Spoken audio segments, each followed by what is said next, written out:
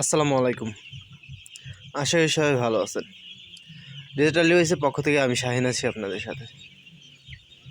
So দেখতে পাচ্ছেন এইগুলা হচ্ছে ব্রয়লারের বাচ্চা। ব্রুডিং মোটামুটি শেষ। আজকে বয়স হচ্ছে 8 দিন। গত 8 ডিসেম্বর 2025 আমার বাচ্চাগুলো অর্ডার ছিল। আর আজকের ডেটটা হচ্ছে 16 ডিসেম্বর 2025।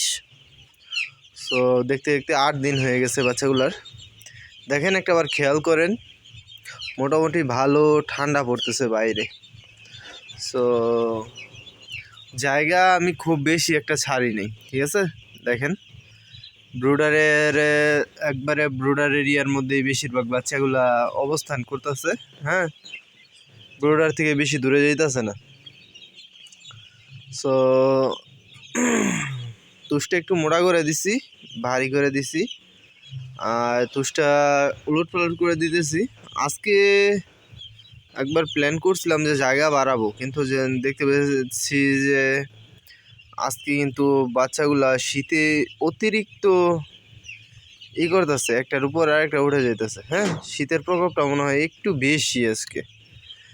যাই হোক, গড় আগে মনে করেন উপর দিয়ে যখন ব্রুডারের 5 দিন ছিল, উপর দিয়ে আমি একটু পলিথিন দেওয়ার এগুলো বস্তা চট দিয়ে উপরে একটু ঢাকার চেষ্টা করছিলাম। এখন তো এখনও ঢাকলে মনে হয় ভালো হইতো, ঠিক আছে।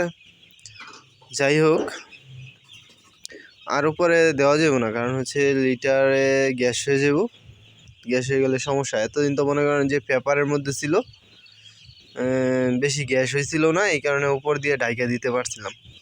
কিন্তু এখন আর ডাকার মতো পরিস্থিতি নাই। আমার চারপাশে যে এই পর্দাটা আছে ওইটাই ভালো করে আটকাইতে হবে, যাতে ভিতরে বাতাস না ঢুকে। আর আজকে খাবার শেষ করছে 2 বস্তা। 3 নম্বর বস্তার খাবারটা মাত্র পাত্রতে দেওয়া হয়েছে। এখন কতটুকু ওজন আছে আমি মাপি নাই। আর এর মধ্যে আজকে 8 দিনে বাচ্চা মারা গেছে টোটাল 13 পিস। 13 পিস বাচ্চা মারা গেছে। গত 2 দিন ধরে বাচ্চা মারা যায়নি, আজকে আবার বাচ্চা একটা মারা গেছে। যাই হোক, ওই বাচ্চাটার আমি নাকে টিপ দিয়েছিলাম, ওইটা সর্দির কারণে আমার কাছে যতটুকু মনে হয়েছে যে ওই বাচ্চাটা মারা গেছে।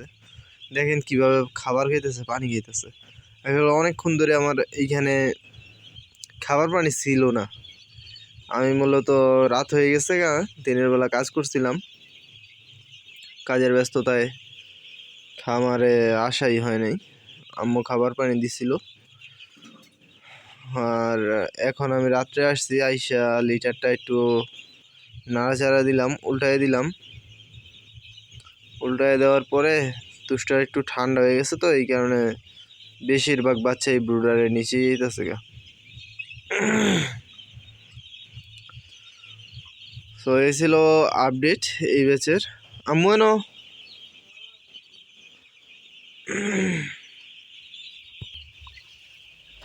রেগুলার রুটিন যেটা বাচ্চা মাপা, ঠিক আছে, ওয়েটটা কতটুকু আছে ওইটা দেখা। মিটারটা রাখো এখানে,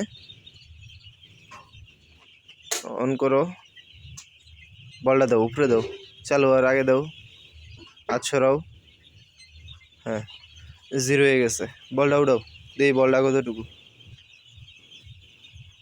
বলটা আছে 746 গ্রাম, রাখো।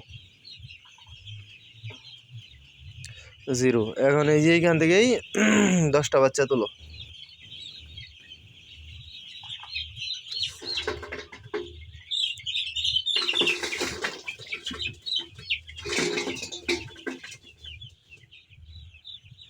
কয়টা তুললা?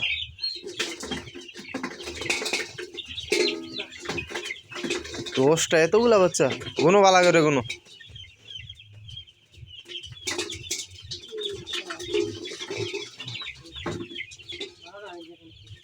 12টা হয় না?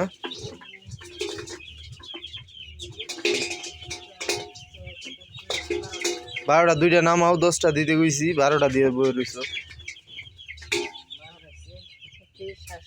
1 কেজি 770।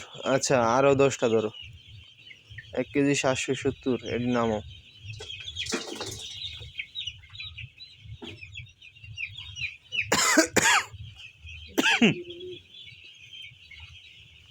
এনতেই ধরো।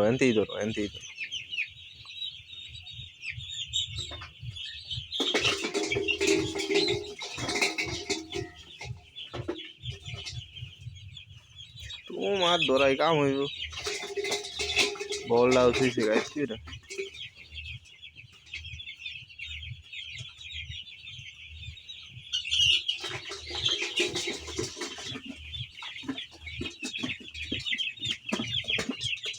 দশটা হয়েছে। 1 কেজি 800 গ্রাম। 800 না? 1 কেজি 800।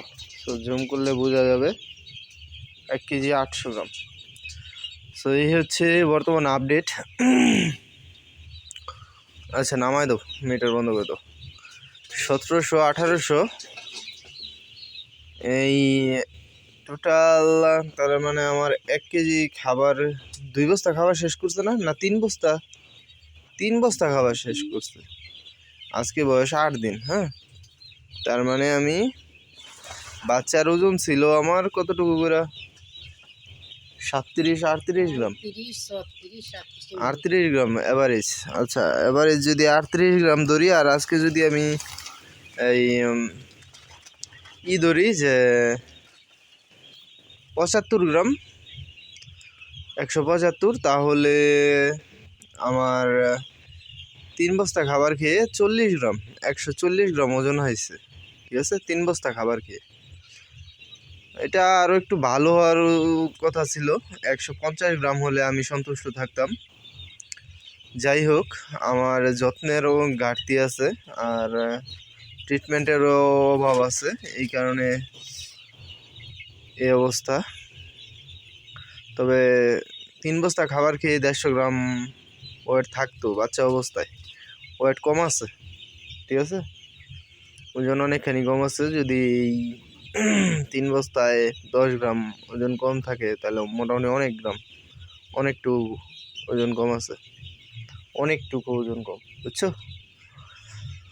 সো এটা ধরে রাখতে হবে আর কি। বাচ্চা অবস্থায় স্টার্টার যেই ফিডটা খাইব, স্টার্টার ফিডে প্রায় 50 কেজি ওজনই থাকে, 50 কেজি করে প্রতি বস্তায় ওজন থাকে। তারপরে যখন স্টার্টার থেকে গ্রোয়ার ফিড শুরু করবে তখন ওজনটা একটু হালকা কমে, কিন্তু আপনার পরিচর্যার মাধ্যমে ওইটা ধরে রাখতে হবে, ঠিক আছে। মূলত পরে দেখা যায় অ্যাভারেজ গিয়ে আপনার 40 কেজির মতো পাওয়া যায়, 38 40 39। ওটা হচ্ছে যার যার পরিচর্যার উপর। সো ভিডিওটা ভালো লাগলে অবশ্যই লাইক করবেন, কমেন্ট করবেন, শেয়ার করবেন, সাবস্ক্রাইব করবেন। সাবস্ক্রাইব করে পাশে থাকা বেল বাটনটি বাজিয়ে দিয়ে সাথেই থাকবেন। ধন্যবাদ।